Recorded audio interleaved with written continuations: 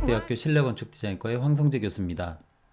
오늘은 스케치업 렌더링에 많이 사용되는 기능들 중에 그 카메라의 설정, 그 다음에 씬의 설정에 대해서 공부를 해보도록 하겠습니다. 작업을 하다 보면 여러분들이 이제 막 뷰포인트를 막 옮기게 되잖아요. 그럼 뷰포인트를 옮기다 보면 이게 사실은 제일 마음에 드는 뷰포인트를 찾기가 그닥 쉽지가 않아요. 이게 되게 중요한 편이고요. 이렇게 해도 위 때문에 그저 안 될 거고, 그 다음에 안쪽으로 이렇게 들어가면은 조금 뭔가 왜곡된 것 같고, 이쪽으로 했으면 예쁘다가도 요렇게 하면 안 예쁘고. 그래서 이런 류의 설정들을 막 바꿔대면 나중에는 어떤 게 제일 마음에 들었는지 헷갈리잖아요. 그래서 그걸 기억할 수 있는 게 요 오른쪽에 보시면 디폴트 트레이에 Scene이라는 곳이 있어요. 그래서 Add Scene을 하나 이렇게 딱 더해 놓으면은요, 이렇게 Add Scene으로 그러니까 자기가 원하는 뷰포인트를 저장을 할 수 있어요. 그래서 이렇게 작업을 하고 왔다 갔다 하다가, 그죠? 또다시 여기를 더블 클릭하시면 아까 그 씬으로 다시 돌아옵니다. 그래서 기본적으로 씬 사용법이 첫 번째가 이렇게 돼 있고요. 그 다음에 여기서 씬을 이렇게 살짝 옮겨요. 옮긴 다음에 또다시 저장을 하나 더 합니다. 그럼 씬 2가 됐죠. 씬 1에서 씬 2로 이렇게 더블 클릭을 하면 애니메이션을 만들 수 있어요. 그래서 간략하게 이렇게 해서 씬 2개, 그 다음에 씬 세 번째까지 이렇게 해서 씬을 3개를 만들었습니다. 만들고 나면 여기 모델 인포메이션에 가시면 여기 애니메이션 창이 첫 번째로 있어요. 여기서 첫 번째 Enable Scene Transition이 켜져 있는 상태이고요. 그 다음에 2초, 그러니까 2 seconds, 2초의 시간을 할당을 해서 씬별로 이동을 하라는 뜻이고요. 그 다음에 씬 딜레이는 자기가 원하는 씬에서 1초간 멈춰 있는다는 뜻이에요. 그래서 저 같은 경우는 지금 요걸 3초로 바꾸고요. 그 다음에 멈춰 있는 거는 1초, 뭐 괜찮은 것 같아요. 그렇게 해서 여기를 이제 저장을 하고 끕니다. 지금 뭐 저장이 당연히 돼 있겠죠. 다시 한번 확인해 볼까요? 모델 인포메이션 들어가면 3초 1초로 저장이 돼 있죠.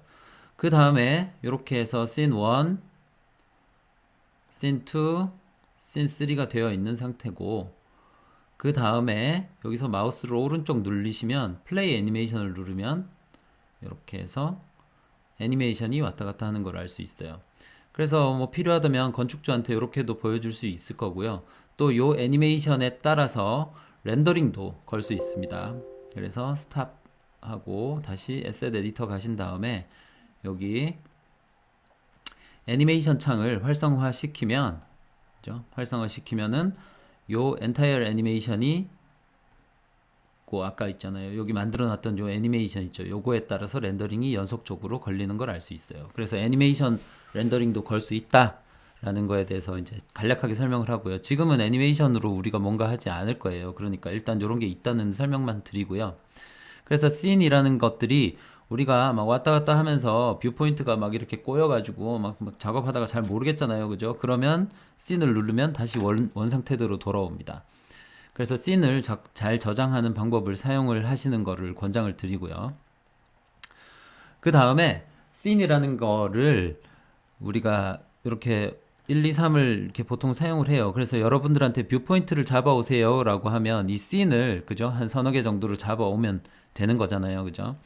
씬을 잡아서 그걸 이제 렌더링을 걸게 되는 건데, 이 씬 고르는 거는 굉장히 민감한 부분들이라 건축하시는 분들이 항상 되게 중요하게 생각하는 겁니다. 그래서 이 씬의 저장에 대해서 굉장히 염두를 잘 해서 작업을 하시면 좋아요.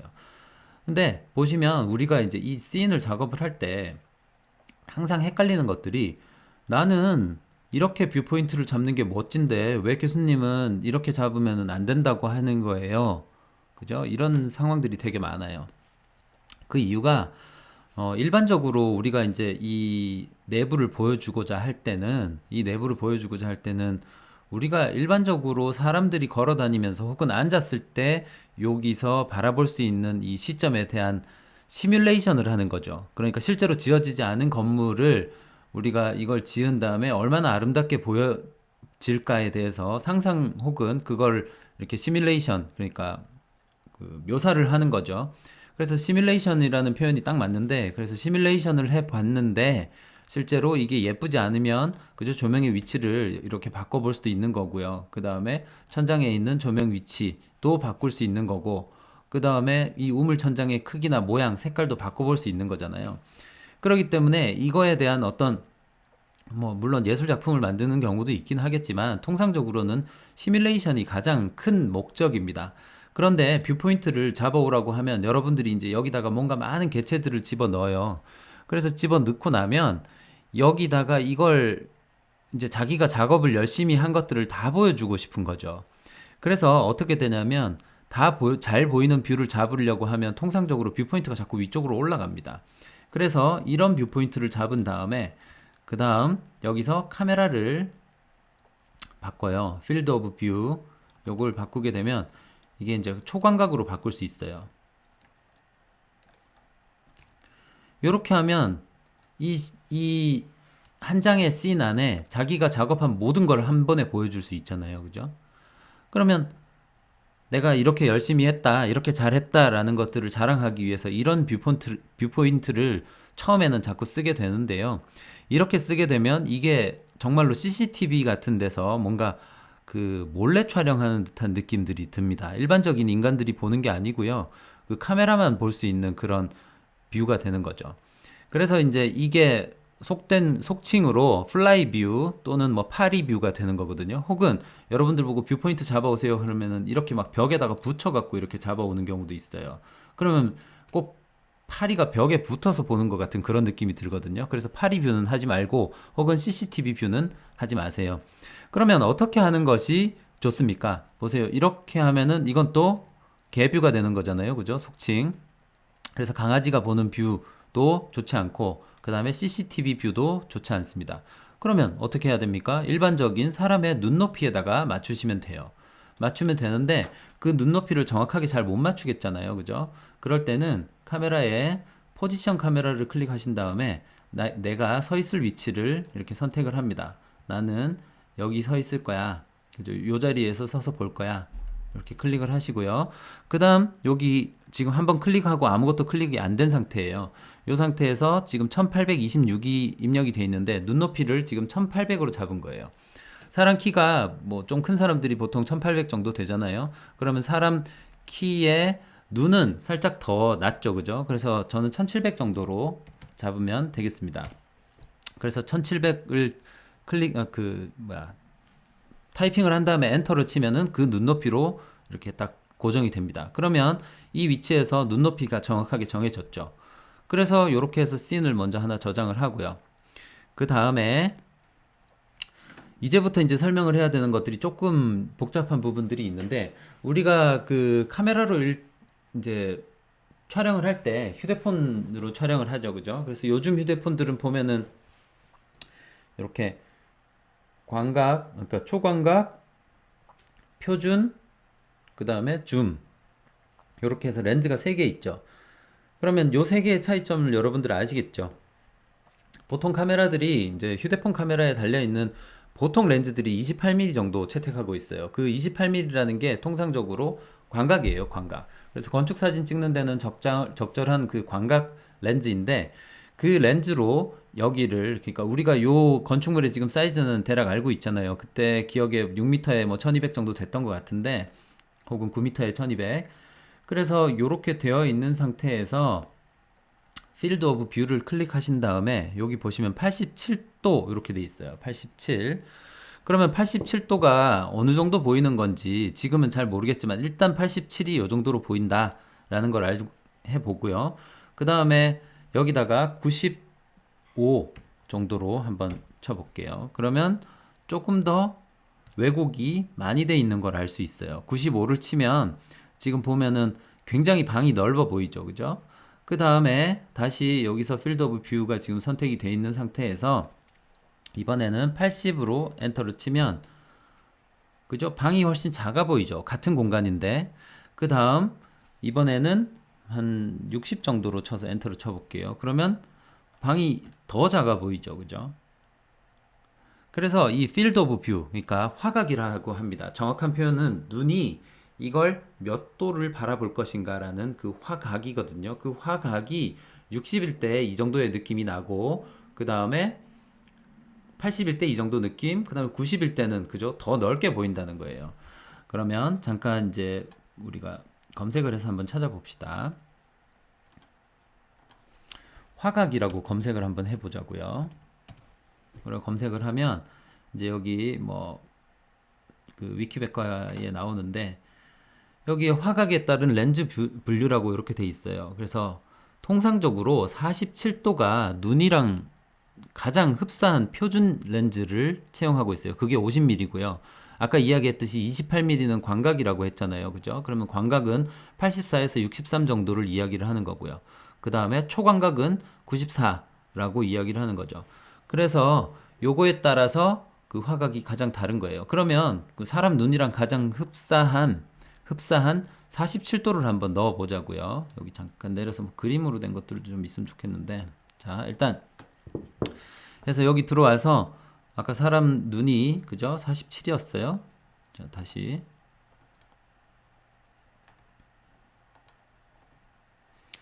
사람 눈이 47도였죠. 그래서 그 스케치업에 가서 47도를 한번 입력을 해 봅시다. 47 엔터 치면 요 정도로 보인다는 거예요. 그러면 실제로 사람이 봤을 때는 이렇게 47도로 볼 수 있기 때문에 그죠? 사람 눈이 47도가 가장 흡사하다고 합니다. 그런데 그 왜곡도가 흡사한 거지, 실제로는 사람이 뭔가를 볼 때 양쪽 눈으로 보잖아요. 그죠? 양쪽 눈으로 보고 심지어는 이렇게 살짝 고개를 돌려서 볼 수 있어요. 그런 다음에 그 전체 공간을 인지하고 머릿속에 담아두는 거거든요. 지금은 VR이 아닌 상태에서 우리가 볼 수 있는 거는 한 장의 이미지입니다. 그러면 그 한 장의 이미지가 사람 눈이랑 가장 흡사한 47도를 채택했다고 해서 이게 사람한테 똑같은 느낌을 주는 건 아니에요. 왜곡도가 47도가 눈이랑 똑같다는 거지. 얘를 그래서 이제 약간의 광각 한 80도 정도로 한번 엔터를 쳐서 봅시다. 이렇게 보면은 이게 사실은 사람 눈보다는 훨씬 왜곡돼서 한꺼번에 더 많은 정보가 보이는 거거든요. 그런데 이 왜곡된 정도가 이 정도가 되어야 그죠? 한 장의 사진이 실제 실내랑 비슷하게 보인다고 이렇게 이해가 된다는 거예요. 그래서 통상적으로 우리가 이제 한 장의 렌더링을 할 때는 통상적으로 광각을 사용합니다. 광각을 사용해서 80에서 뭐 90 정도까지 이렇게 왔다 갔다 하는데, 여러분들 보고 이제 이 작업을 해서 보라고 하면, 작업을 해서 한 장의 렌더링을 걸어 오라고 하면 한 장에 되게 많은 걸 보여주기 위해서 이걸 왜곡을 엄청나게 걸어요. 그래서 막 120도, 여기가 이제 최대가 120도인데 이렇게 렌더링을 걸어서 오거든요. 그러면 모든 정보가 많이 보이기는 하지만 왜곡이 너무 심해서 실제 방이랑은 사실은 되게 다르잖아요, 이게. 그죠? 그래서 12m짜리 공간에서 이 정도로 보이는 게 아니고 지금 120도로 렌더링을 걸었더니 완전히 엄청나게 큰 홀처럼 느껴지죠. 그래서 이렇게 하시면 안 된다라는 거예요. 그래서 그러면 교수님 결론적으로 어떻게 합니까? 잘 모르겠으면 통상적으로 80도에서 90도 정도 사용하시는 것을 추천을 드립니다. 그걸 이제 표준적인 광각이라고 할 수 있거든요. 그 다음에 95도까지 가게 되면 초광각이에요. 그런데 여러분들이 이제 카메라를 이렇게 뭐 휴대폰 카메라든 아니면 여러 가지 렌즈들을 많이 써보시면 이거에 대한 감각이 오는데, 어찌됐건 요즘은 휴대폰에서도 95도짜리 사진을 찍을 수 있는 상황이잖아요. 그러니까 사람들이 굉장히 어색해 하지 않거든요.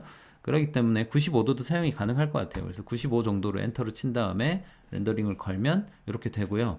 또 주의를 해야 되는 거는 마찬가지로 아까 포지션 카메라에서 눈높이가 그저 1600으로 돼 있는지 1700으로 돼 있는지 요거는 한 번 더 확인을 해서 이렇게 그 하는 게 좋고요. 이렇게 해가지고 이제 기본적인 화각과 그 다음에 씬에 대해서 설명을 했고요. 그 다음 마지막으로 여러분들이 많이 틀리는 것들 중에 하나가, 이 뷰포인트를 잡아오라고 하면 이제 무조건 눈높이에서만 잡아야 되는 건 아니에요. 앉아서 작업을 할 수도 있고 심지어는 약간 이렇게 높은 뷰를 의도적으로 잡아야 될 때도 있거든요. 그러면 이렇게 사용했을 때 문제점이 뭔가 하면, 이렇게 뷰포인트를 위로 잡으면 벽이 이렇게 누워 있죠. 그래서 왜곡이 굉장히 어색하다는 거예요. 혹은 밑에서 이렇게 찍었을 때 광각으로 잡으면 벽이 왜곡이 돼서 거의 벽면이 이렇게 수직으로 서 있지가 않죠.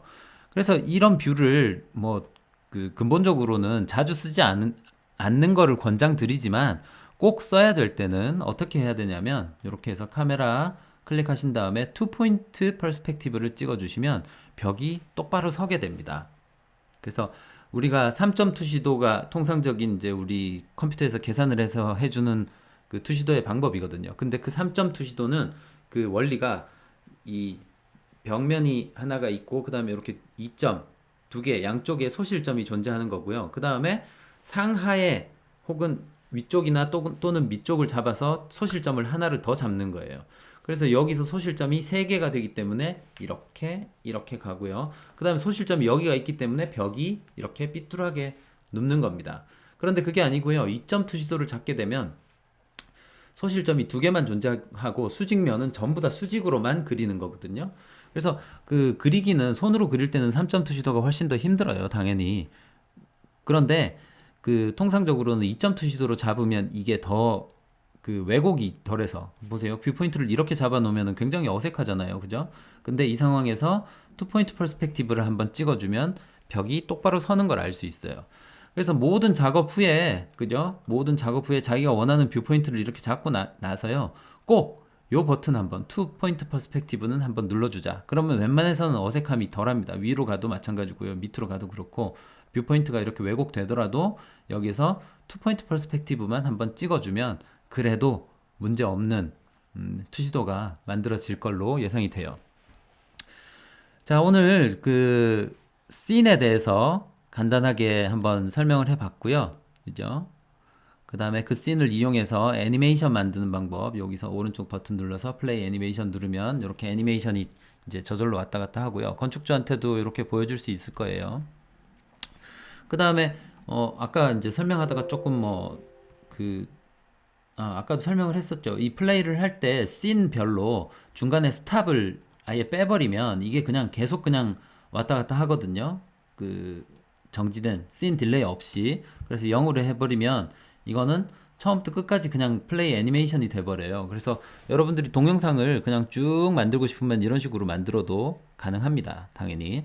그래서 그 스케치업에서 렌더링 걸어서 이렇게 동영상도 작성 가능하고요. 그렇지만 그 씬을 하나하나 잡을 때 카메라의 설정과 그 다음에 카메라의 그 FOV 값, 그러니까 Field of View 있죠. 뷰포인트의 왜곡 굉장히 주의를 하셔야 되고요. 너무 과하게 왜곡을 시켜서 120도 정도로 하거나 혹은 너무 줌을 해서 그 이렇게 벽의 일부만 보이면 그러면 굉장히 어색하니까 통상적으로는 80도에서 90도 정도 쓰시는 것을 추천드린다. 그 얘기였고요. 그 다음 마지막으로 했던 이야기는 카메라에 그 여기 투포인트 퍼스펙티브 버튼을 눌러서 그죠? 투포인트 퍼스펙티브 버튼을 눌러서 벽을 똑바로 세워서 왜곡이 어색하지 않게 만들어 달라라는 것들이 오늘의 이제 주요 내용이었습니다. 그래서 여러분들한테 오늘 부탁드리는 것들은 수행해서 해야 될 것들은 그 여러 가지 여러분들이 이제 설계 수업 시간에 진행되고 있는 설계 내용이 있을 거 아니에요. 그래서 그런 내용들을 자유롭게 작업을 하신 다음에 요거를 뷰포인트가 화각별로 3개, 그러니까 뭐 47도 표준 화각일 때 하나, 그 다음에 80도에 하나, 그 다음에 95도에 하나, 이렇게 해서 렌더링 3개를 걸어서 그 제출을 하시면 되고요. 요 3개를 작업할 때 3개 모두 다 그 뷰포인트가 반드시 이렇게 투포인트 퍼스펙티브를 눌러야 되고, 또 마지막으로 중요한 거는 그 벽면이 요렇게 렌더링 걸지 마시고요. 요렇게 하면 하나, 둘, 셋, 4개가 걸리는 거잖아요. 그게 아니고요. 반드시 이렇게 해서 하나, 둘, 셋, 넷, 5면이 다 보이는 이런 뷰포인트로 하나, 둘, 셋, 넷, 5 이렇게 보이는 그런 뷰포인트로 잡아서 렌더링을 해서 제출을 하시면 됩니다.